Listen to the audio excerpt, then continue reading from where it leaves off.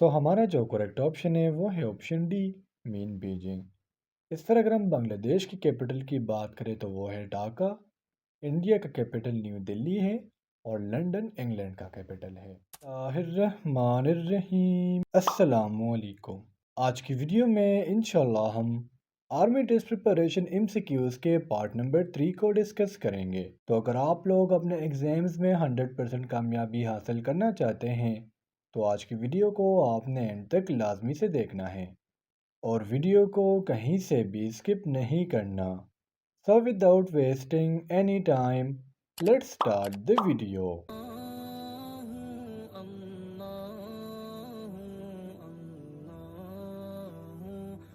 ہمارا first M C Qs ہے headquarters of world bank are in. دیکھیے first of all تو students آپ کو یہ پتہ ہونا چاہیے کہ جو ورلڈ بینک ہے یہ ہمارے پاس ایک فائنینشیل ایجنسی ہے۔ فائنینشیل ایجنسی سے مراد ایک ایسی ایجنسی جو ہمارے پاس پور کنٹریز کو، جن کنٹری کو پیسوں کی ضرورت ہوتی ہے ان کو پیسے دیتی ہیں، اور ان کے ہمارے پاس جو ہیڈ کوارٹرز ہے وہ ہمارے پاس ہے امریکہ میں۔ اور اگر ہم امریکہ میں اسپیسیفک لوکیشن کی بات کریں تو پھر ورلڈ بینک کے جو ہیڈ کوارٹرز ہے وہ واشنگٹن ڈی سی میں لوکیٹ ہیں۔ بعض اوقات یہ کوشچن پوچھ لیا جاتا ہے کہ ورلڈ بینک کب بنا تھا، تو پھر آپ نے بتانا ہے جولائی 1944 کو۔ ایکسکیوز نمبر 2 ہے ہمارا I M F is located in. I M F stands for international monetary fund. جس طرح نام سے ظاہر ہے کہ یہ بھی ہمارے پاس ایک فائنینشیل ایجنسی ہے۔ جس طرح عام سٹیز میں ہم بینک سے پیسے لیتے ہیں تو اس طرح آئی ایم ایف کے کیس میں پوری دنیا کے جو کنٹریز ہے وہ آئی ایم ایف سے پیسے لیتے ہیں۔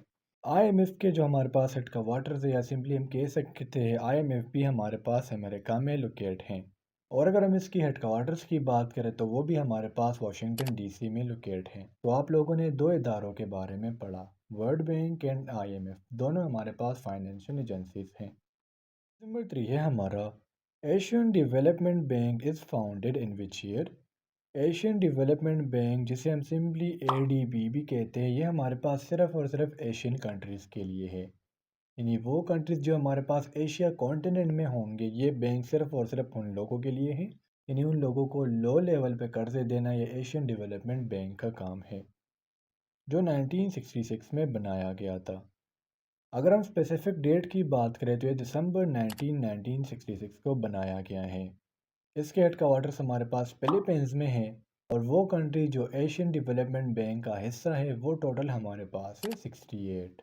نمبر 4 ہے ہمارا Pakistan joined U N O in. U N O stands for united nation organisation, اور پاکستان نے اس کو جوائن کیا ہے 1947 میں۔ اسپیسیفک ڈیٹ کی اگر ہم بات کریں تو پاکستان نے یو این او کو 30 ستمبر 1947 کو جوائن کیا تھا۔ اب یو این او ہے کیا؟ بیسیکلی ہمارے پاس ایک ایسا آرگنائزیشن ہے جسے فار پیس اینڈ سیکیورٹی بنایا گیا ہے۔ اس کے ہیڈ کوارٹرز بھی ہمارے پاس ہے امریکہ میں، اور امریکہ کے ایک سٹی نیو یارک میں یہ لوکیٹ ہیں۔ اس میں ہمارے پاس جو ٹوٹل نمبر آف ممبرز ہے وہ ہے 193 کنٹریز۔ ایکسکیوز نمبر 5 ہے ہمارا پاکستان جوائنڈ یونیسکو ان۔ بعض اوقات یونیسکو کا ایبریویشن پوچھ لیا جاتا ہے۔ UNESCO stand for the united nations educational, scientific and cultural organisation, جس کا مین کام ہوتا ہے ایجوکیشن پر فوکس کرنا اور اس کے ذریعے آگے چیزوں کو بڑھانا۔ یہ جو آرگنائزیشن ہے بنایا گیا ہے نومبر 16 1945 کو، اور پاکستان نے اسے جوائن کیا ہے 1949 میں۔ بنا کب تھا؟ 1945 میں، اور پاکستان نے جوائن کیا ہے اسے 1949 میں۔ اگر ہم یونیسکو کی ہیڈ کوارٹرز کی بات کریں تو یہ ہمارے پاس لنڈن میں لوکیٹ ہیں۔ ایکسکیوز نمبر 6 ہے ہمارا Pakistan joined SEATO in. SEATO stands for south east Asia treaty organisation, اور پاکستان نے اسے جوائن کیا ہے 1954 میں۔ اسپیسیفک ڈیٹ کی بات کریں تو پاکستان نے اسے ستمبر 8 1954 کو بنایا تھا۔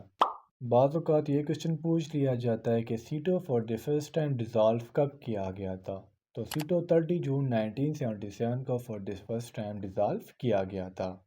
ایکسکیوز نمبر 7 ہے ہمارا پاکستان لیفٹ سیٹو ان۔ پاکستان نے سیٹو کو، یہ جو آرگنائزیشن ہے اس کو کب چھوڑا تھا؟ تو ہمارا جو کریکٹ آپشن ہے وہ ہے آپشن اے، مین 1973 کو۔ ایکسکیوز نمبر 8 ہے ہمارا Pakistan joined O I C in. OIC mean organisation of Islamic cooperation, یعنی جتنے بھی اسلامک کنٹریز ہیں یہ ان لوگوں کا ایک کوآپریشن ہے فار اسلامک پیس۔ یہ بنایا گیا تھا 1969 میں۔ اس میں ہمارے پاس جو ٹوٹل نمبر آف کنٹریز ہے وہ ہمارے پاس ہے 57، جس میں 48 اسلامک کنٹریز ہیں۔ نمبر 9 ہے ہمارا پاکستان جوائنٹ سارکن۔ سار stand for south Asian association for regional cooperation. یہ ایک ایسا آرگنائزیشن ہے جسے فار پولیٹیکل پرپز بنایا گیا ہے، یعنی جیو پولیٹیکل یونین کو ساؤتھ ایشیا میں لانا یہ سارک کا کام ہے۔ یہ بنایا گیا تھا 1985 میں۔ ہمارا جو کریکٹ آپشن ہے وہ ہے آپشن ہے۔ اگر ہم اسپیسیفک ڈیٹ کی بات کریں تو سارک جو ہے یہ 8 دسمبر 1985 کو بنایا گیا ہے۔ اس کے ہمارے پاس جو ہیڈ کوارٹرز ہے وہ ہے کٹمنڈو نیپال میں، اور اس میں ٹوٹل نمبر آف کنٹریز جو ہے وہ ہے 8۔ نمبر 10 ہے ہمارا capital of China is. China کے کیپٹل کا کیا نام ہے؟ ہمارا جو کریکٹ آپشن ہے وہ ہے آپشن ڈی، مین بیجنگ۔ اس طرح اگر ہم بنگلہ دیش کی کیپٹل کی بات کریں تو وہ ہے ڈھاکہ۔ انڈیا کا کیپٹل نیو دلی ہے، اور لنڈن انگلینڈ کا کیپٹل ہے۔ نمبر 11 ہے ہمارا کیپٹل آف ایران از۔ ایران کے کیپٹل کا کیا نام ہے؟ ہمارا جو کریکٹ آپشن ہے وہ ہے آپشن بی، مین تہران۔ بغداد عراق کا کیپٹل ہے، ٹوکیو جاپان کا کیپٹل ہے، اور اسٹوڈنٹس اگر ہم کولمبو کی بات کریں تو اس کا مجھے پتہ نہیں ہے، مجھے تو سری لنکا لگ رہا ہے۔ اب آپ لوگوں کو کیا لگ رہا ہے آپ لوگوں نے مجھے کمنٹ سیکشن میں بتا دینا ہے۔ نمبر 12 ہے ہمارا capital of India is. India کا جو دارالخلافہ ہے وہ ہمارے پاس ہے نیو دلی، لیکن آپ نے یہ بات یاد رکھنی ہے کہ پہلے انڈیا کا جو کیپٹل تھا وہ دلی تھا، اور اس کے بعد اس میں چینجز لا کے یہ نیو دلی کیا گیا۔ وینا ہمارے پاس آسٹریا کا کیپٹل ہے، اور کینبرا یہ آسٹریلیا کا کیپٹل ہے۔ دونوں کے درمیان فرق واضح کرے۔ Vienna is the capital of Austria and Canberra is the capital of Australia. Number 13 ہے ہمارا capital of Egypt is. Egypt کا جو کیپٹل ہے وہ ہے کائرو۔ ہمارا جو کریکٹ آپشن ہے وہ ہے option C, Wellington is the capital of New Zealand and Kabul is the capital of Afghanistan. Number 14 ہے ہمارا capital of Nepal is. Nepal کا جو ہمارے پاس کیپٹل ہے وہ ہے Kathmandu. Wellington I already told to you people that it is the capital of New Zealand, Kabul is the capital of Afghanistan, and Cairo is the capital of Egypt. Number 15 ہے ہمارا capital of Japan is. Japan کا ہمارے پاس جو capital ہے وہ ہے Tokyo. ہمارا جو کریکٹ آپشن ہے وہ ہے option A, Cairo is the capital of Egypt and Islamabad is the capital of Pakistan. Students یہ تھے آج کے ہمارے آرمی ڈریس پریپریشن کے MCQs۔ امید کرتا ہوں آپ کو تمام MCQs کلیئر ہوئے ہوں گے، اور اگر پھر بھی آپ لوگوں کو کوئی بھی کنفیوژن ہو، کوئی بھی ڈاؤٹ ہو تو آپ لوگ مجھ سے کمنٹ سیکشن میں پوچھ سکتے ہو، یا مجھ سے میرے واٹس ایپ نمبر پر بھی رابطہ کر سکتے ہو۔ انشاءاللہ اگلی ویڈیو میں ملتے ہیں، تب تک کے لیے مجھے اجازت دیجیے، مجھے اپنی دعاؤں میں یاد رکھیے۔ اللہ حافظ۔